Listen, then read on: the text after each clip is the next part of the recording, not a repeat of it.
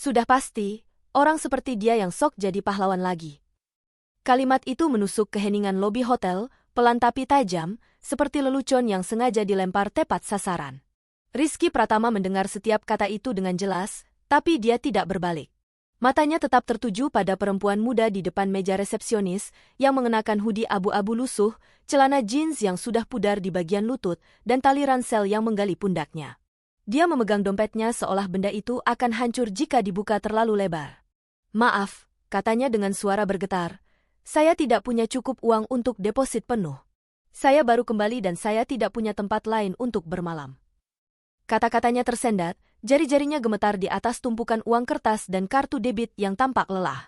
Rizky melihatnya menelan ludah, melihat bahunya naik dengan tarikan napas seperti orang yang berusaha menahan tangis di depan umum. Di belakangnya, terdengar tawa pelan. "Sudah kubilang, bahkan untuk hal dasar saja tidak mampu." Itu suara Dimas. Suara kedua, halus tapi tajam seperti kaca.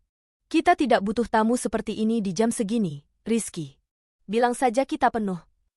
Itu suara Siska. Rizky tidak menoleh ke arah mereka. Sebaliknya, dia menggeser monitor sedikit, memberikan perhatian penuh pada gadis itu, dan merendahkan suaranya seolah hanya ada mereka berdua di ruangan itu. "Siapa namamu?" tanyanya. Gadis itu ragu. "Melati." "Tidak ada nama belakang?"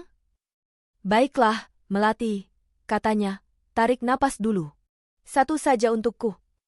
Gadis itu melakukannya. Tarikan napas yang kasar, hembusan yang gemetar. Rizky mengetik dengan cepat, matanya menyapu layar sistem. "Masih ada kamar tersedia. Ini bahkan bukan pertanyaan. Kami punya kamar standar yang tersedia untuk malam ini," katanya. "Satu tempat tidur, lantai yang tenang." "Berapa harganya?" tanya gadis itu, dan Rizky bisa mendengar ketakutan yang terjalin dalam pertanyaan itu. Dia melunakkan nada suaranya. "Saya sudah menerapkan diskon internal kecil. Tanpa sarapan, tanpa tambahan, hanya kamar. Ini yang terbaik yang bisa saya lakukan." Dia memutar layar sedikit agar gadis itu bisa melihat angkanya. Mata gadis itu menyipit. Dia menghitung uang di tangannya lagi, bibirnya bergerak tanpa suara. "Tetap tidak cukup. Apakah ada pilihan yang lebih murah?" bisiknya. "Mungkin setengah deposit saja?" Sebelum Rizky bisa menjawab, Dimas melangkah lebih dekat, senyumnya kaku dan profesional tepat selama 1 detik. "Bu," katanya, "ini properti bintang 5. Kami punya standar. Kalau Anda tidak bisa memenuhi deposit, ada hotel murah di ujung jalan. Mungkin mereka bisa membantu." Bahu Melati merosot.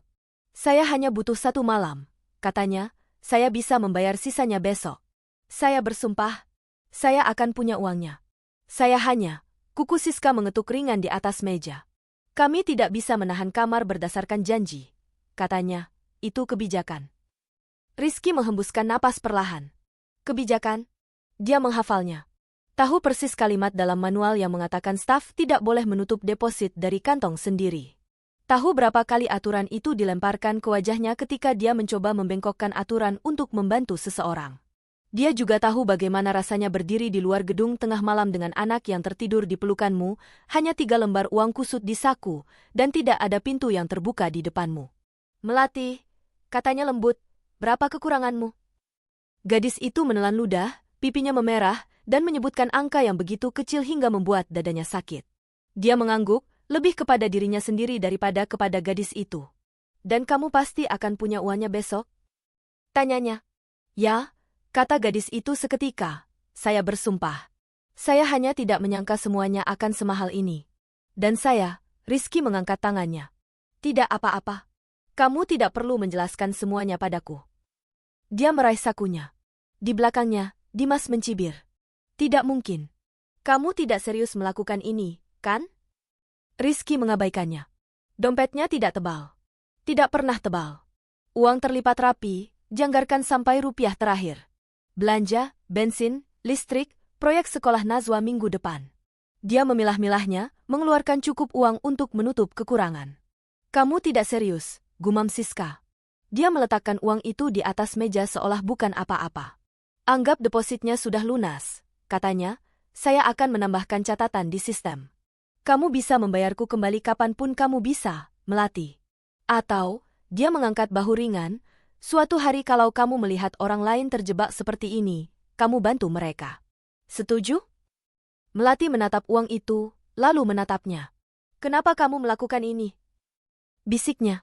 Dia memberikan senyum kecil yang lelah. Karena seseorang pernah melakukannya untukku. Untukku dan putriku, dulu sekali. Dan aku tahu bagaimana rasanya berpikir kamu tidak punya pintu untuk menutup dirimu dari dunia. Dimas tertawa pelan. Kamu luar biasa, bro. Suara Siska turun menjadi ejekan. Sudah pasti, orang seperti dia yang sok jadi pahlawan lagi. Rizky mendengarnya. Dia pernah mendengar yang lebih buruk. Bahunya menegang, tapi tangannya tidak gemetar saat dia mencetak formulir dan menggesernya ke Melati. Tanda tangan di sini, katanya. Gadis itu mengambil pena. Tanda tangannya hanya, Melati, cepat dan tidak rata. Dia tidak memaksa lebih. Mesin kartu kunci berbunyi saat dia mengkodenya, sebuah plastik kecil dengan pinggiran emas yang hangat meluncur ke telapak tangannya. Dia menyodorkannya kepada gadis itu. Kamar 1215, katanya, naik lift di sebelah kananmu, lantai 12. Kamu akan baik-baik saja. Gadis itu menerima kartu itu seolah benda itu akan larut jika digenggam terlalu kuat. Matanya melirik ke tanda nama Rizky, bibirnya bergerak saat membaca. Terima kasih, Rizky, katanya pelan, saya akan membayarmu besok. Saya janji. Dia mengangguk. Istirahatlah, Melati. Kelihatannya kamu sudah lama tidak melakukan itu. Gadis itu hampir tersenyum. Hampir. Di depan lift, dia berbalik. Sedetik, tatapannya tajam, jernih, tidak lelah atau takut, hanya fokus, seolah dia sedang mengambil foto Rizky dalam pikirannya dan menyimpannya. Lalu pintu lift menutup. Lobi kembali sunyi. Rizky menghembuskan napas yang tidak dia sadari dia tahan. Kamu akan menyesal, kata Dimas di belakangnya. Ketika Pak Hendra melihat kwitansi itu, kamu selesai. Siska menambahkan dengan tenang sempurna. Ketika mereka memecatmu, semoga gadis itu sepadan. Rizky tidak menjawab. Dia memeriksa reservasi sekali lagi, menyesuaikan catatan agar serapi mungkin. Dia tahu dia melanggar aturan. Dia hanya tidak tahu bahwa dalam beberapa jam, gadis berhodiah abu-abu itu akan menjadi orang yang memegang buku aturan dan menulis ulang seluruh hidupnya. Ketika Rizky sampai di rumah, langit di atas kota sudah biru pucat yang luntur. Apartemennya berada di lantai 3 sebuah gedung bata yang selalu samar-samar berbau masakan orang lain. Kuncinya macet sedetik sebelum terbuka. Ayah? Suara kecil itu melayang dari sudut dekat jendela. Kelelahan Rizky pecah di tengah. Hei, sayang, katanya lembut, menutup pintu di belakangnya. Nazwa duduk di meja kecil yang goyah dengan piyamanya, rambut keriting membingkai wajahnya seperti lingkaran cahaya. Pensil warna berserakan di sekitarnya seperti badai kecil. Dia mengangkat sebuah gambar begitu melihat ayahnya. Aku sudah selesai, dia mengumumkan. Rizky berjalan mendekat dan berlutut di sampingnya, otot-ototnya protes. Di halaman itu ada gedung tinggi dengan puluhan jendela, semuanya bersinar kuning. Di depannya, 2 figur tongkat berpegangan tangan, satu tinggi dan satu kecil. Bagus sekali, gumamnya. Ini apa? Nazwa menunjuk gedung itu. Itu hotel tempat ayah kerja. Hotel Bintang Nusantara. Dan ini berdua? Itu kita, katanya bangga, aku dan ayah. Dia tersenyum. Rasanya sedikit sakit. Kita kelihatan bagus. Nazwa mendekat, suaranya turun seperti berbagi rahasia. Suatu hari, katanya, kita akan tinggal di tempat dengan lampu seperti ini. Kan, ayah? Dengan jendela besar dan lampu hangat dan dapur sendiri dan kamarku sendiri dan semuanya. Hatinya terasa diremas. Dia memikirkan uang yang dia letakkan di meja hotel beberapa jam lalu, tagihan yang menumpuk di kulkas, cara Dimas menatapnya seolah dia orang bodoh. Dia memikirkan betapa mudahnya malam itu bertahun-tahun lalu, ketika kebaikan seorang asing menjadi satu-satunya hal yang berdiri antara dia dan jalanan. Dia ingin menjanjikan padanya ya. Mutlak dijamin. Ditandatangani dengan darah. Tempat kita sendiri, katanya, dengan lampu yang selalu menyala ketika kamu pulang.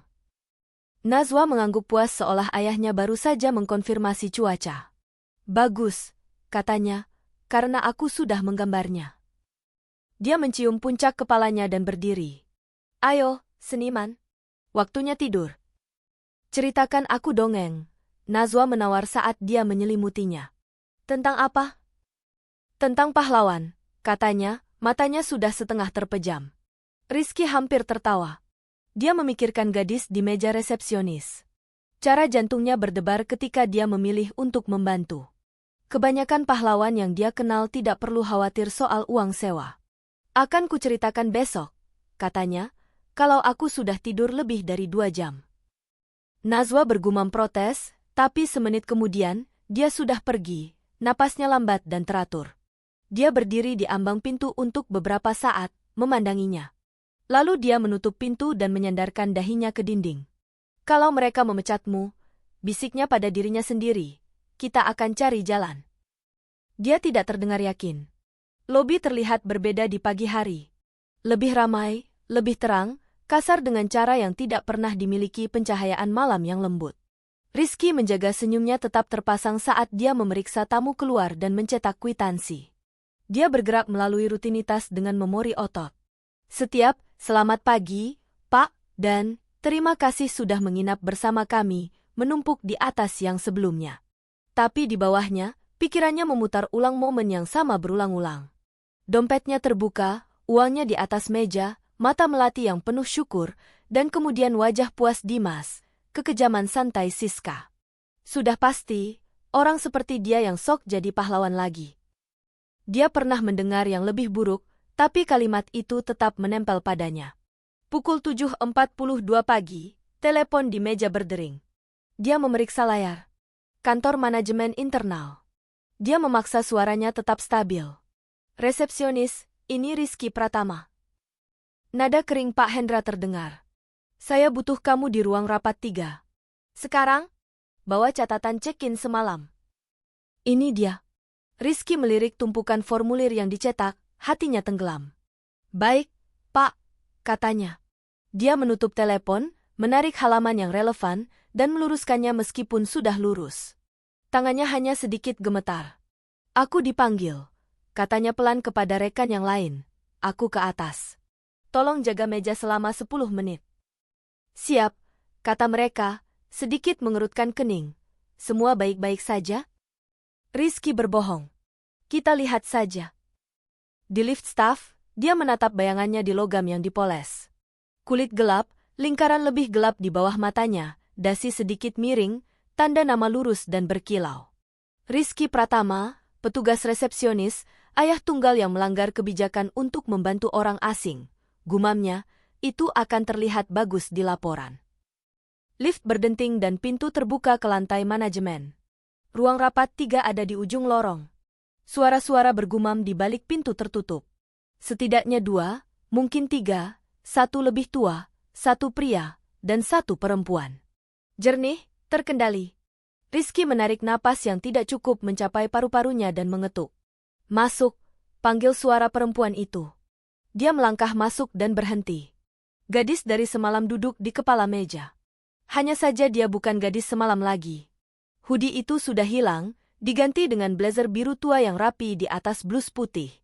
Ekor kudanya sekarang menjadi sanggul rendah yang halus, jam tangan sederhana di pergelangan tangannya, anting-anting kecil, tablet di depannya, kertas-kertas tertumpuk rapi.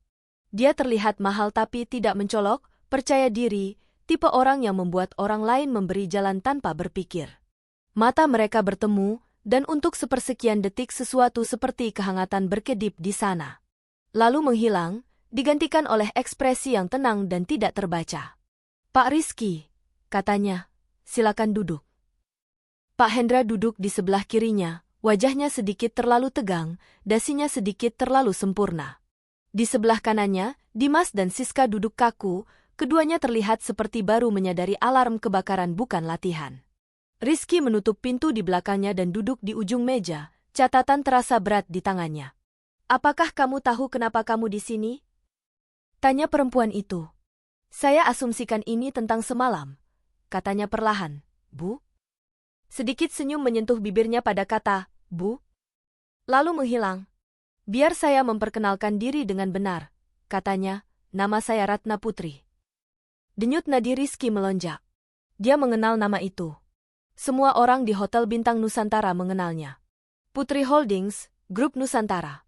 Nama keluarga di dokumen kepemilikan, laporan tahunan, majalah bisnis di lobi. Saya adalah CEO baru Grup Nusantara, lanjutnya dengan tenang, dan semalam, saya check-in ke hotel ini dengan nama Melati. Ruangan menjadi begitu sunyi hingga Rizky bisa mendengar detak jantungnya sendiri. Anda, dia mulai, lalu menahan diri. Anda adalah tamu itu? Ya, katanya sederhana. Memang saya. Pak Hendra langsung menyela, suaranya licin karena gugup. Bu Ratna, saya jamin, seandainya kami diberitahu tentang kedatangan Anda sebelumnya, kami pasti sudah menyiapkan penyambutan yang layak. Dan itu, kata Ratna, tidak lebih keras tapi jauh lebih tajam, adalah persis yang ingin saya hindari. Pak Hendra menutup mulutnya. Ratna melipat tangannya di atas meja, pandangannya bergerak dari wajah ke wajah. Semalam, katanya, saya datang ke hotel ini terlihat seperti seseorang tanpa status, tanpa kekuasaan, tanpa uang. Saya tidak mengumumkan siapa saya. Saya ingin melihat bagaimana saya akan diperlakukan jika saya hanyalah orang biasa. Dia berbalik sedikit ke arah Dimas dan Siska. Apa yang saya lihat, lanjutnya, dan apa yang saya dengar sangat informatif. Dimas bergeser di kursinya. Saya mengikuti kebijakan, katanya cepat, kami tidak bisa. Anda menilai tamu dari pakaian mereka. Ratna menyela, Anda memutuskan saya tidak layak mendapat waktu Anda. Anda bercanda tentang mengirim saya ke tempat yang lebih sesuai. Anda tertawa ketika rekan Anda memilih untuk membantu saya. Warna merah menjalar ke leher Dimas. Siska menyilangkan lengannya, dagunya terangkat defensif. Kami tidak tahu itu Anda, katanya. Kami pikir bahwa saya miskin. Ratna menyelesaikan kalimatnya, bahwa saya tidak bisa membayar. Bahwa saya bukan tipe tamu Anda. Siska tidak mengatakan apa-apa. Ratna memandang Rizky. Pak Rizky, katanya lebih lembut, maukah Anda menceritakan apa yang terjadi dari sudut pandang Anda? Rizky mempertimbangkan kata-katanya. Tidak ada tempat bersembunyi sekarang. Tidak ada gunanya berpura-pura dia tidak melakukan apa yang dia lakukan. Ya, Bu, katanya. Dia menjelaskannya dengan sederhana. Tamu walk-in, harga kamar, deposit yang kurang, ketakutan dalam suara Melati, uang dari dompetnya sendiri, janji gadis itu akan membayar kembali. Dia tidak melebih-lebihkan. Dia tidak membuat dirinya terdengar mulia. Dia hanya menceritakan kisahnya. Ketika selesai, tenggorokannya terasa kering. Pak Hendra langsung menyela. Seperti yang Anda lihat, Bu Ratna, katanya, Pak Rizky jelas melanggar kebijakan perusahaan. Staf tidak diizinkan menutup deposit tamu dari kantong sendiri atau menerapkan diskon tanpa izin. Saya sudah memperingatkannya sebelumnya tentang terlalu emosional dengan tamu. Rizky menatap meja. Ini dia, bagian di mana niat baik tidak penting. Ratna tidak langsung merespons. Sebaliknya, dia meraih folder di depannya dan mengeluarkan beberapa hasil cetak. Rizky mengenali sudut yang buram itu, kamera keamanan di lobi. Saya menonton rekamannya, katanya, dari saat saya masuk pintu depan sampai saya melangkah ke lift. Dimas bergeser lagi. Siska memalingkan muka. Suara Ratna tetap stabil. Saya juga mendengar semuanya, katanya, kekesalan, lelucon, kalimat tentang beberapa dari kita mengikuti aturan, dan cukup jelas, dia melirik kertas itu, meskipun tidak perlu. Kalimat persisnya, sudah pasti, orang seperti dia yang sok jadi pahlawan lagi. Tidak ada yang bernapas. Jari-jari Rizky mencengkeram folder. Dia tidak menyangka ada orang yang akan mengulanginya keras-keras di ruangan seperti ini. Bukan seseorang seperti Ratna. Ratna meletakkan kertas-kertas itu, lalu menatap langsung ke Dimas dan Siska. Apakah kalian berdua menyangkal mengatakan semua itu? Tanyanya. Mulut Dimas terbuka, lalu tertutup lagi. Itu hanya bercanda. Gumamnya, kami tidak bermaksud apa-apa. Dan itu membuatnya lebih baik? Tanyanya pelan. Dimas menunduk. Siska mencoba sudut lain. Kami melindungi merek, katanya, orang-orang seperti itu. Mereka membawa masalah. Tugas kami untuk menyaring. Mata Ratna mengeras sedetik. Orang seperti apa? Tanyanya, memakai hoodie, membawa ransel, terlihat lelah. Siska memerah. Ratna tidak memalingkan pandangan. Gadis yang kalian pikir tidak pantas ada di sini, katanya dingin, adalah orang yang bertanggung jawab memutuskan apakah kalian masih pantas. Keheningan yang mengikuti terasa berat. Akhirnya, dia meluruskan kertas-kertas di depannya dengan ketukan lembut. Mulai saat ini, katanya, Dimas Kurniawan dan Siska Maharani, pekerjaan kalian di Hotel Bintang Nusantara dihentikan. Efektif segera. Dimas melompat berdiri. Anda memecat kami karena apa tepatnya? Karena melakukan pekerjaan kami? Karena melupakan apa sebenarnya pekerjaan kalian, jawab Ratna, yaitu melayani tamu dengan rasa hormat dasar, bukan mengaudisi diri kalian sebagai hakim siapa yang layak berada di sini. Suara Siska bergetar karena marah. Ini gila. Tidak ada orang lain yang mengeluh ketika kami. Saya bukan orang lain, kata Ratna. Saya adalah orang yang dipekerjakan Dewan untuk membersihkan budaya ini, dan saya tidak ingin orang di staf saya yang berpikir kebaikan itu opsional. Dia memandang Pak Hendra. Keamanan akan mengawal mereka untuk mengambil barang-barang mereka. Pak Hendra, pucat, mengangguk cepat dan merogoh teleponnya. Semenit kemudian, ketukan lembut terdengar di pintu.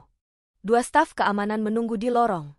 Dimas memelototi Rizky saat dia pergi, kebencian membara di setiap langkahnya. Siska tidak menoleh sama sekali. Pintu tertutup. Ruangan terasa lebih kosong dan entah bagaimana lebih keras. Ratna berbalik ke Rizky. Dan sekarang, katanya, kita bicara tentangmu. Rizky menelan ludah. Ya, Bu. Kamu tahu kamu melanggar aturan, katanya. Ya, akunya. Saya tahu. Kenapa? Tidak ada kemarahan, tidak ada tuduhan, hanya pertanyaan.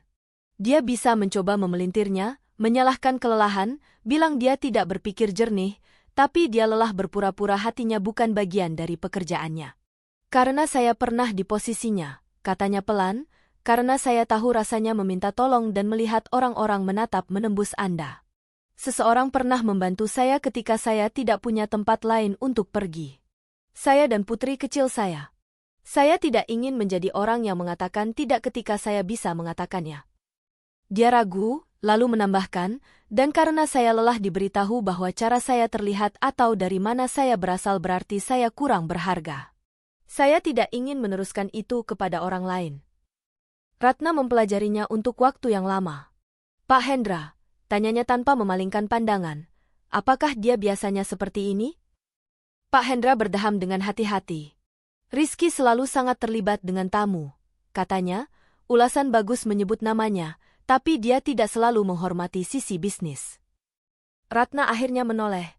Semalam, katanya, sisi bisnis memperlakukan seorang wanita sebagai masalah yang harus disingkirkan, dan karyawan yang terlibat memberinya kamar dan martabat. Dia berjalan mengelilingi meja, berhenti beberapa langkah di depan Rizky. Berdiri, tolong, katanya. Rizky mematuhi, tiba-tiba sangat sadar akan tingginya, posturnya, cara tangannya ingin gelisah. Ratna mendongak menatapnya. Siapa nama putrimu? Tanyanya. Nazwa, katanya lembut, dia 6 tahun. Apakah dia tahu apa yang kamu lakukan di sini? Tanya Ratna. Bayangan senyum melintasi wajahnya. Dia pikir saya menjalankan hotel. Bibir Ratna melengkung. Mungkin sudah waktunya kita mulai menggerakkanmu ke arah itu. Rizky berkedip. Saya tidak mengerti. Ratna menarik napas pelan, lalu berbicara dengan jelas. Pak Rizky, katanya, mulai hari ini, saya ingin menawarkan Anda posisi supervisor resepsionis. Rizky menatapnya. Kata-kata itu tidak mendarat sekaligus. Supervisor, ulangnya, seolah memastikan dia mendengar dengan benar. Saya melanggar kebijakan. Ya, Ratna setuju, dan jika Anda membuat kebiasaan menggunakan dompet Anda alih-alih sistem kami untuk memperbaiki hal-hal, kita akan punya percakapan yang berbeda. Tapi apa yang saya lihat semalam bukan kecerobohan. Itu keberanian, belas kasih, inisiatif. Dia memiringkan kepalanya sedikit. Singkatnya, katanya, kepemimpinan. Kata itu bergema di telinganya. Dengar, lanjutnya, kita bisa melatih orang tentang prosedur. Kita tidak bisa melatih mereka untuk peduli. Kamu berjalan menuju orang yang semua orang lain menjauhi. Itu lebih penting bagiku daripada aturan yang kamu langgar untuk melakukannya. Pak Hendra terlihat seperti akan pingsan. Bu Ratna, dengan segala hormat, mulainya. Saya tidak bertanya, jawab Ratna, nadanya masih tenang. Saya memberitahu. Dia berbalik ke Rizky. Ini akan datang dengan kenaikan gaji, tentu saja, katanya, jam kerja lebih baik, lebih banyak suara dalam bagaimana lobi ini dijalankan, dan saya akan mengharapkan Anda menggunakan suara itu. Tempat ini membutuhkan orang seperti Anda, membentuk garis depan. Rizky membuka mulutnya, menutupnya lagi. Dia memikirkan sewa, belanjaan, toples di atas kulkas tempat dia menyimpan setiap rupiah cadangan untuk masa depan Najwa, gambarnya tentang gedung penuh lampu hangat. Dia memikirkan tentang dipandang dan bukan ditembus. Suaranya pecah. Dia mencoba lagi. Saya tidak tahu harus berkata apa. Katakannya, Ratna menyarankan dengan sedikit humor di matanya, dan katakan Anda akan terus menjadi pria yang putri Anda sudah pikir Anda adalah. Itu yang melakukannya. Dia merasakan sesuatu yang panas dan tajam membakar di belakang matanya. Dia mengedipkannya. Ya, katanya pelan, ya, Bu. Saya terima. Bagus, kata Ratna, kita akan mengurus dokumennya minggu ini. Untuk sekarang, pulang, tidur, dan mungkin beritahu putrimu bahwa dia tidak sepenuhnya salah tentang kamu menjalankan tempat ini. Rizky mengeluarkan tawa terkejut dan gemetar. Ya, Bu. Dia berbalik untuk pergi, lalu berhenti. Melati, katanya tanpa berpikir. Ratna mendongak. Maksud saya, Ratna, dia mengoreksi cepat. Maaf, hanya, terima kasih untuk semua ini. Ratna menahan tatapannya. Terima kasih, katanya, untuk semalam. Rizky mengangguk sekali, lalu meninggalkan ruangan dengan jantung berdebar lebih keras daripada saat dia masuk. 2 hari kemudian, Najwa menambahkan sesuatu baru ke gambarnya. Sebuah persegi panjang kecil di sebelah pintu depan hotel. Sebuah bingkai. Di dalamnya, dia mencoret-coret kartu emas kecil. Apa itu? Tanya Rizky, mencondongkan tubuh di atas bahunya. Itu kunci spesial ayah, katanya seolah itu sudah jelas. Untuk pintu bos ayah. Apa? Pintu bos ayah, ulangnya dengan sabar. Ayah bilang pekerjaan ayah berubah, jadi itu berarti ayah punya pintu bos sekarang. Rizky terkekeh, mengacak rambutnya. Ayah punya kantor kecil, bukan pintu bos. Sama saja, Najwa membantah. Di meja di sebelah gambarnya tergeletak kartu kunci asli, yang lama, sudah dinonaktifkan sekarang. Kamar 1215. Pinggiran emas berkilau lembut dalam cahaya sore. Rizky sudah meminta sistem untuk mencetak ulang kartu itu setelah Melati, Ratna, check out dengan nama aslinya. Kamar sudah direset, tagihan disesuaikan, hutang dilunasi. Ratna sudah mencoba membayarnya kembali secara pribadi keesokan harinya, menyerahkan amplop yang Rizky tahu berisi lebih dari yang dia berikan. Dia menggesernya kembali padanya. Masukkan ke pelatihan staf, katanya. Pastikan tidak ada orang lain yang harus berdiri di lobi itu dan merasa tidak pantas berada di sini. Mata Ratna melembut. Setuju, katanya. Rizky menyimpan kartu kunci itu sebagai gantinya. Pengingat emas kecil bahwa terkadang hal yang merugikanmu membayarmu kembali dalam mata uang yang berbeda. Sekarang dia menempatkannya dengan lembut ke dalam bingkai hitam murah yang dia beli dari toko serba ada dan menggantungnya di dinding di atas tempat tidur Najwa. Najwa tersenyum menatapnya. Seperti lencana, katanya. Ya, jawab Rizky pelan, sesuatu seperti itu. Ratna terus kembali ke lobi. Awalnya, Rizky pikir itu hanya karena dia baru dan bertekad membuat pernyataan. Dia mengamati segalanya. Cara staf menyapa tamu, siapa yang mereka senyumi lebih mudah, siapa yang mereka abaikan. Dia mengajukan pertanyaan yang Rizky tidak biasa dengar dari seseorang di levelnya. Bagaimana perasaanmu saat jam sibuk check-in? Apa yang paling memperlambatmu? Kalau kamu bisa mengubah satu hal tentang cara kita memperlakukan tamu walk-in, apa itu? Rizky menjawab dengan jujur. Ratna mendengarkan seolah pendapatnya penting. Mereka mulai menerapkan perubahan kecil. Pelatihan keramahan wajib yang benar-benar berbicara tentang bias alih-alih berpura-pura itu tidak ada. Dana darurat diam-diam sehingga tidak ada yang harus memilih antara dompet mereka dan hati nurani mereka. Kebijakan yang lebih jelas yang mengatakan, kami melayani orang, bukan pakaian. Suatu malam, saat Rizky sedang memeriksa ulang roster malam, dia mendengar tawa kecil yang familiar. Dia mendongak. Najwa duduk bertengger di salah satu kursi lobi yang empuk, kakinya tidak cukup menyentuh lantai, berayun dengan senang saat dia mengobrol dengan Ratna. "Jadi, kamu bosnya bos ayahku?" Najwa sedang berkata. Ratna tertawa. "Kurang lebih seperti itu." "Apakah kamu menyeramkan?" tanya Najwa. Rizky mulai berjalan ke arah mereka. "Najwa," Ratna menggelengkan kepala. Tidak apa-apa." Dia berbalik ke gadis kecil itu. "Menurutmu aku terlihat menyeramkan?" Najwa mempertimbangkannya selama 1 detik panjang. "Tidak," dia memutuskan. "Kamu terlihat seperti guru." "Guru, ya?" Ratna tersenyum. "Aku terima itu." Rizky mencapai mereka, sedikit kehabisan napas.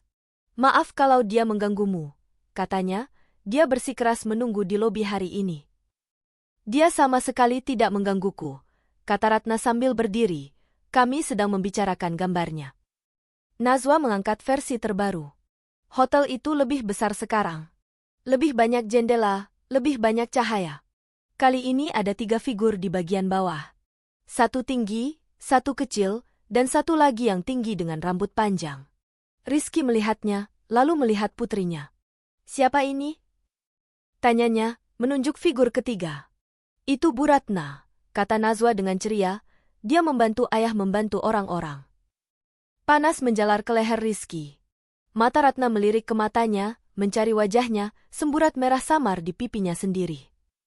"Yah," katanya ringan, "kurasa aku melakukan yang terbaik."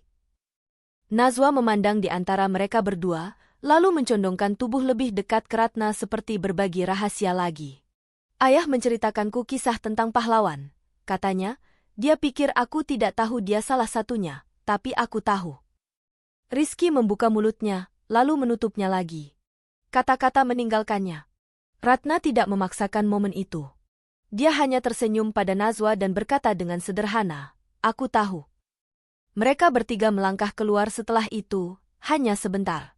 Kota bergerak di sekitar mereka, mobil-mobil, suara-suara, sirene yang jauh, tapi di bawah kanopi lebar dan cahaya hangat yang tumpah dari jendela-jendela hotel, rasanya seperti dunia kecil mereka sendiri.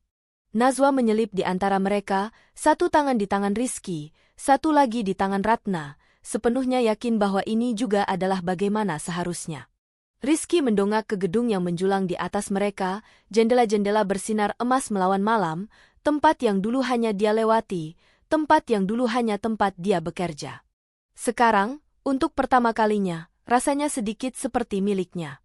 Bukan karena namanya ada di dokumen, tapi karena pilihan-pilihannya telah meninggalkan jejak pada cara tempat ini memperlakukan orang. "Ayah?" Najwa bertanya, mendongakkan kepalanya ke belakang untuk melihatnya. "Ya, sayang?" "Ayah tahu gambar di dindingku?" katanya, "yang ada lampu-lampunya?" "Aku tahu," katanya lembut. "Mulai terlihat seperti kehidupan nyata," bisiknya. Rizky menelan sesuatu yang tebal di tenggorokannya. "Ya," gumamnya. "Ya, memang." Di sampingnya, Ratna mendongak ke gedung yang sama, ke lampu-lampu yang sama. "Lucu," katanya pelan. "Aku menghabiskan seluruh hidupku melihat tempat ini dari atas ke bawah. Aku tidak menyadari betapa berbedanya tampilannya dari sini." Rizky tersenyum miring padanya. "Di bawah sini adalah tempat yang penting," katanya. Ratna membalas tatapannya dan menahannya. Kota terpantul di matanya. Untuk sesaat, kebisingan memudar. Hanya seorang pria yang memberikan uang yang tidak bisa dia sisihkan. Seorang wanita yang menyamar untuk melihat kebenaran. Dan seorang gadis kecil dengan gambar-gambar masa depan yang lebih cerah, semuanya berdiri di bawah cahaya yang sama. Terkadang malam ketika kebaikanmu hampir membuatmu kehilangan segalanya adalah malam yang memberikanmu pintu menuju sesuatu yang baru. Terkadang orang yang kamu pikir hanya kamu bantu melewati satu malam buruk adalah orang yang membantumu menulis ulang sisa hidupmu. Jika kamu pernah dihakimi karena penampilanmu, atau ditolong oleh seseorang yang tidak punya keuntungan apapun dari itu, kamu tahu sedikit apa yang Rizky rasakan malam itu. Dan jika ada momen ketika satu tindakan kecil kebaikan mengubah jalanmu bahkan sedikit saja, mungkin kisah ini menyentuh sudutnya. Jika kamu berdiri di lobi itu menyaksikan semua terjadi, apa yang ingin kamu katakan padanya, atau pada dirimu sendiri. Kamu bisa meninggalkan pesan itu dengan tenang, jujur, di suatu tempat yang hanya kamu yang akan membacanya. Atau jika kamu mau, bayangkan menuliskannya untuknya, karena orang-orang seperti Rizky jarang mendengarnya dengan keras. Kamu melakukan hal yang benar, dan kamu tidak salah percaya bahwa itu penting.